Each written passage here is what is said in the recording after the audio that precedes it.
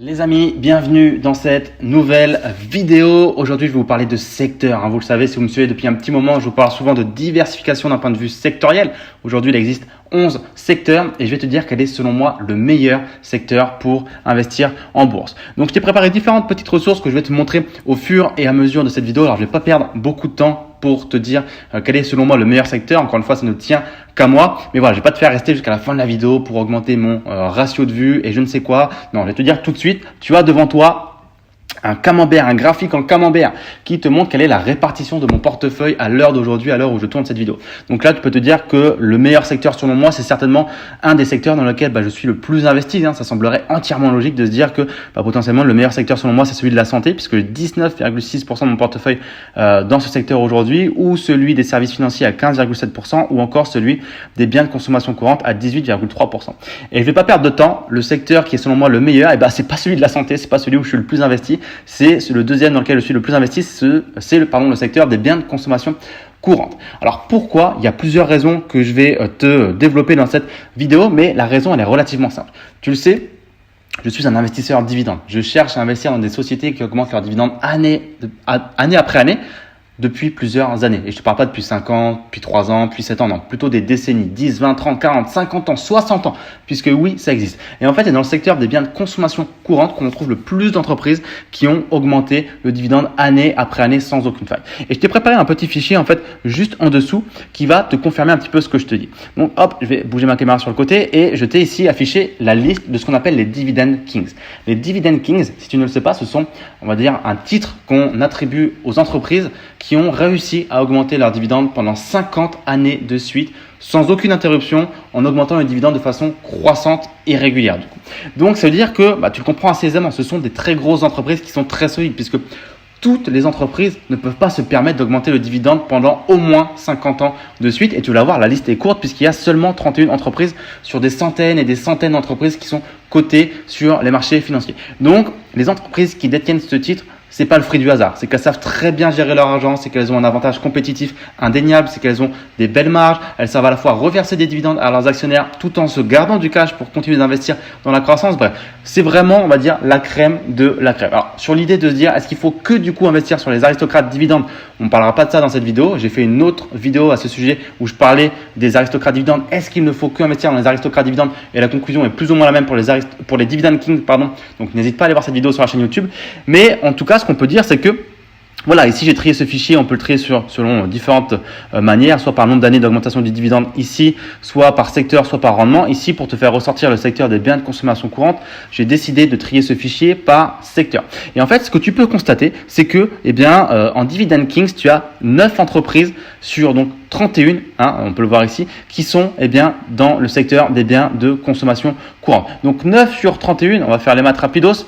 Voilà, c'est 29%. Donc, tu as 29% des entreprises du secteur des biens de consommation courante qui font partie de cette liste des Dividend Kings. C'est juste énorme puisqu'il y a quand même, rappelons-le, 11 secteurs. Ici, on n'en a que quelques-uns. On n'a pas les 11 parce qu'il y a des secteurs qui ne sont pas du tout représentés dans cette liste des Dividend Kings parce que d'un point de vue intrinsèque, d'un point de vue du fonctionnement de ce secteur, c'est très difficile pour ces entreprises d'augmenter le dividende pendant 50 années de suite. On reviendra dessus juste après. OK ? Alors, quand on pense secteur de biens de consommation courante, à quoi on pense? On pense à toutes les entreprises, parce que c'est vrai que c'est la base de la base. Qu'est-ce qu'on retrouve dans ce secteur? On retrouve toutes les entreprises qui font à manger, qui vendent de la boisson, qui vont vendre des produits d'hygiène pour le corps, des produits d'hygiène pour la maison. Bref, en soi, que des choses dont on a besoin au quotidien, crise ou pas crise, on a besoin de se laver, en tout cas j'espère pour vous, on a besoin de manger, de boire, etc. etc. Et à quoi on pense? On peut le voir ici dans cette liste, dans ce fichier, on a des gros noms que vous connaissez certainement, notamment Coca-Cola, qui ne vend pas que du Coca-Cola, on va le voir ensemble dans un instant. On a Colgate-Palmolive qui propose du dentifrice, mais pas que. Et on a par exemple quoi d'autre que vous connaissez peut-être, Hormel Foods ou encore Altria. Vous connaissez certainement également Universal ou encore Procter & Gamble. Et en fait, j'ai ouvert les sites de 3 d'entre eux. Ici, on a Hormel Foods. Alors peut-être que vous n'allez pas connaître toutes les marques de cette société parce que c'est plus des marques, on va dire, américaines. Mais peut-être que vous en connaissez certaines. Et on peut voir ici qu'il y a de tout. C'est-à-dire qu'il y a du chicken, il y a du bacon ici, du café, il y a du bacon encore, des corn nuts, Del Fuerte. Bon, moi personnellement, je connais pas énormément ces marques. Mais si vous êtes aux États-Unis ou au Canada, il y a fort à parier que vous en connaissez une paire. OK ?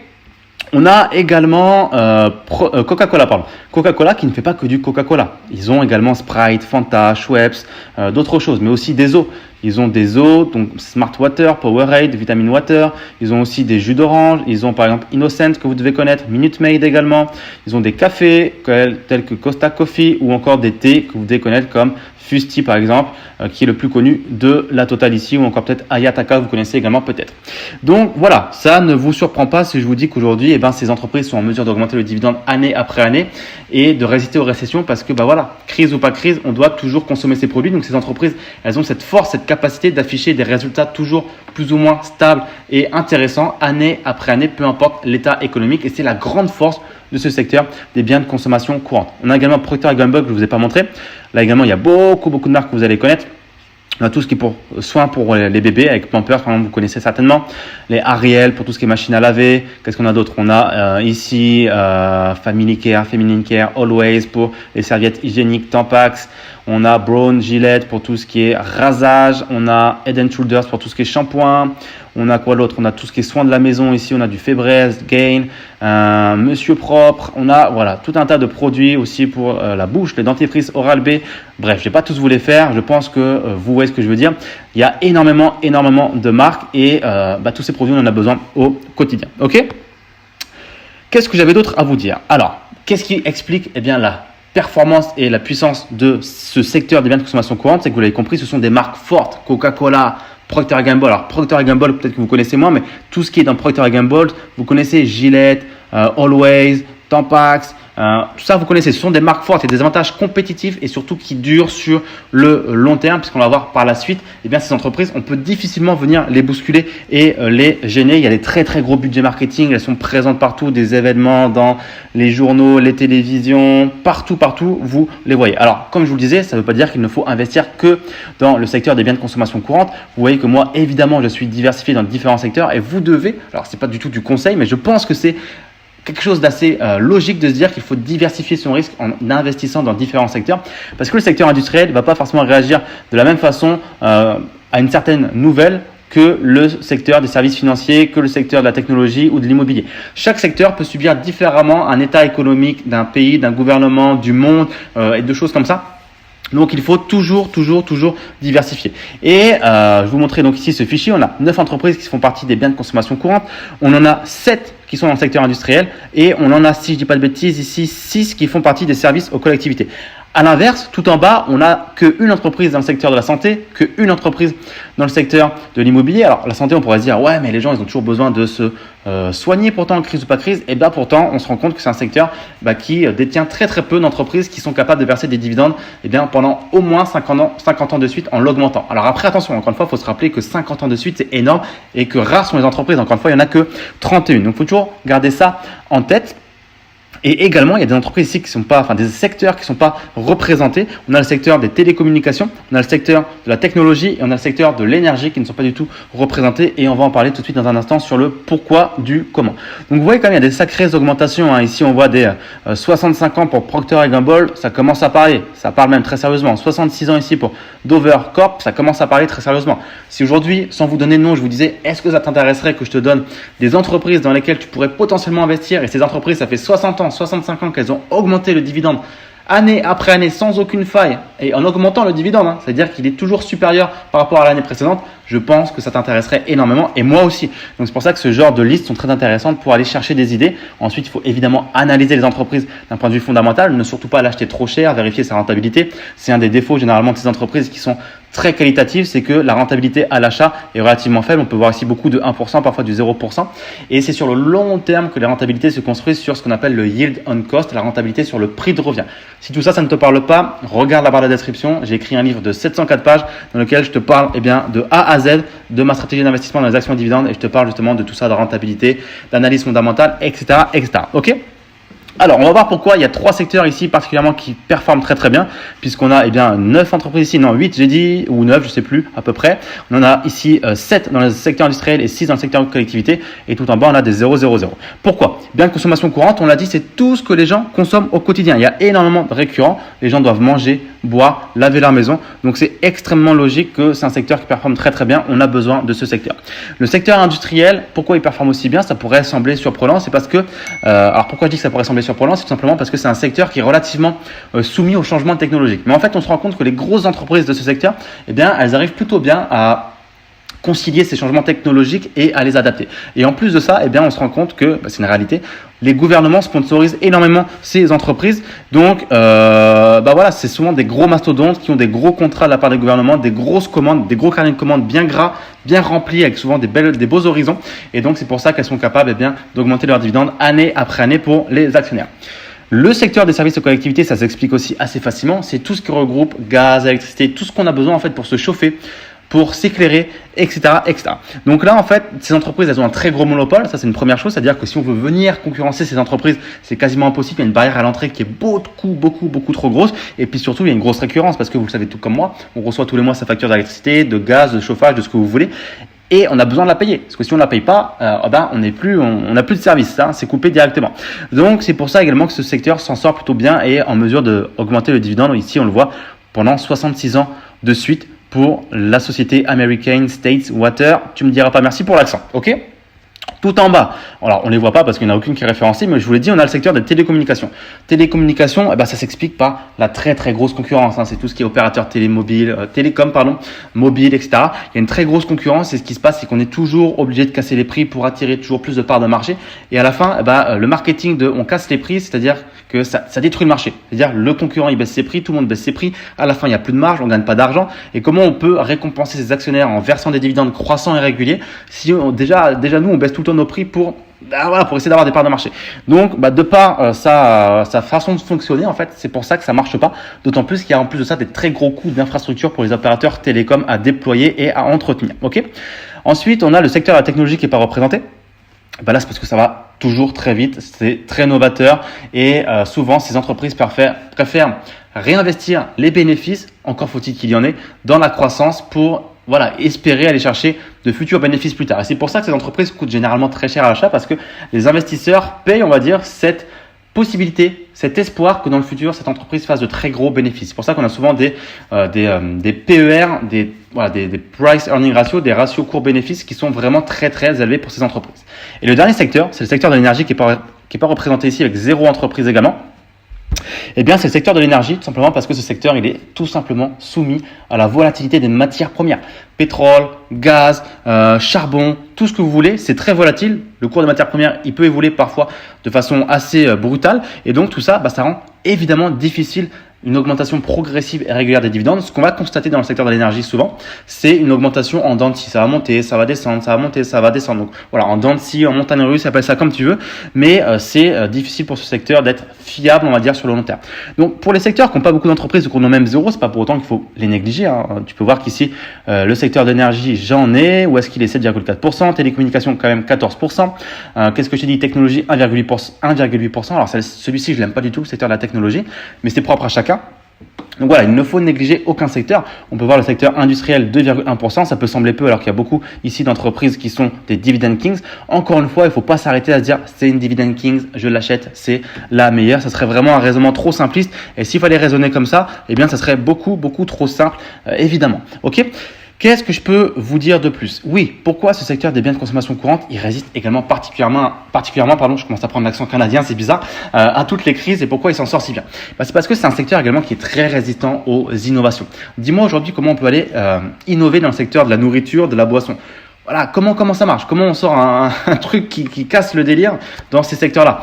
De la pastille pour laver ses vêtements dans la machine à laver, du dentifrice. Comment on innove? Comment on fait de l'innovation dans ce secteur? Voilà, la bière, c'est de la bière. Le monsieur propre, c'est du monsieur propre. Le mouchoir à papier, c'est du mouchoir à papier. Le savon, le gel douche, c'est du... Voilà, on peut changer la saveur, entre guillemets. On peut mettre un gel douche à la coco et un gel douche à la violette. Oui, ok, mais ça, tout ça, c'est déjà fait. Donc, comment on innove? Là où il y a des entreprises qui sont littéralement balayées parce qu'elles n'ont pas su prendre le tournant technologique, il y a ce secteur des biens de consommation courante où, bah voilà, comment tu veux mettre de la technologie dans le Coca-Cola? Non, c'est une recette qui est là depuis je sais plus combien d'années, 200 ans. C'était à la base un médicament, c'était quelque chose de pharmaceutique. Non, on peut pas changer ça. Ok? Le Fanta, tout ça, c'est pareil. Et en fait, ce qui se passe, c'est que si aujourd'hui, eh bien, il y a un concurrent qui arrive, qu'est-ce qui se passe pour ces grandes marques-là? Elles vont le racheter. C'est-à-dire que oui, aujourd'hui, on va peut-être avoir sur le marché brésilien 2 entrepreneurs qui vont arriver et qui vont dire, moi, je vais lancer mon jus de fruits bio qui a été cueilli, voilà, dont l'orange a été cueilli, je ne sais où, je ne sais quoi. Et ma marque, elle dit ça, elle est trop cool, regardez. Et peut-être qu'ils vont réussir à fédérer, voilà, une image de marque, un branding, et des gens qui vont consommer leurs produits. Et dans ces cas-là, il y a un Coca-Cola qui va arriver, qui va dire, hop, hop, hop, ton produit, moi, je l'aime beaucoup, il est très intéressant, et je vois que tu commences à prendre des parts de marché, et on serait chaud pour te racheter. Et généralement, quand Coca-Cola fait une offre, c'est pas une petite offre. C'est-à-dire qu'ils ont du cash, ils ont beaucoup d'argent. On l'a vu, ils ont des budgets marketing énormes, ils ont des marques très fortes, ils sont pas à court de sous. Et donc, généralement, ils vont racheter une marque qui va potentiellement prendre des parts de marché ou va susciter de l'intérêt tout simplement.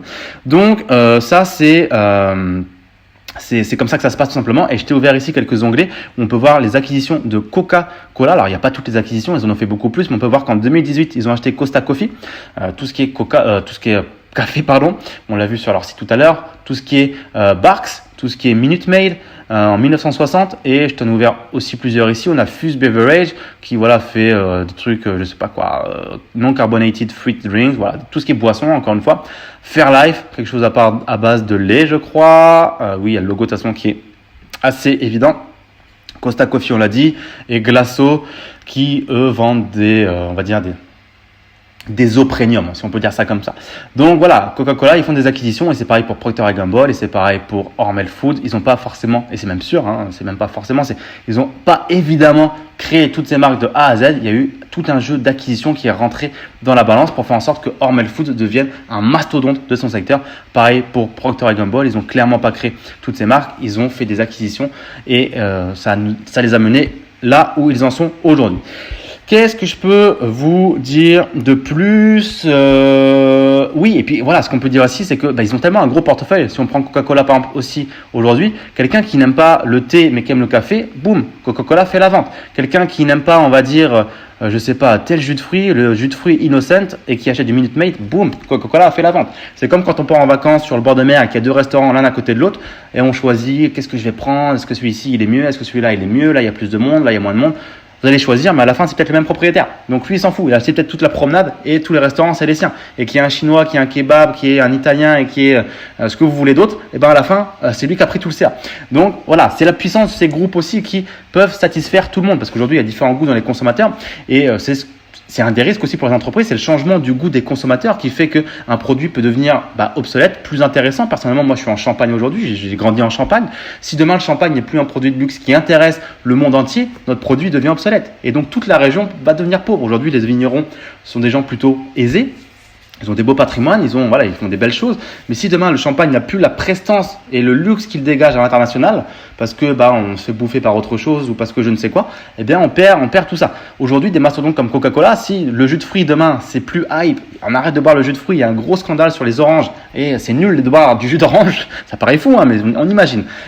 Boum, ils ont tellement d'autres choses, ils ont des eaux, ils ont des sodas, ils ont tout que il n'y a pas de souci là-dessus, ok ? Également, quelque chose qui a beaucoup impacté beaucoup d'entreprises, c'est la fin du retail pour tout ce qui est e-commerce internet.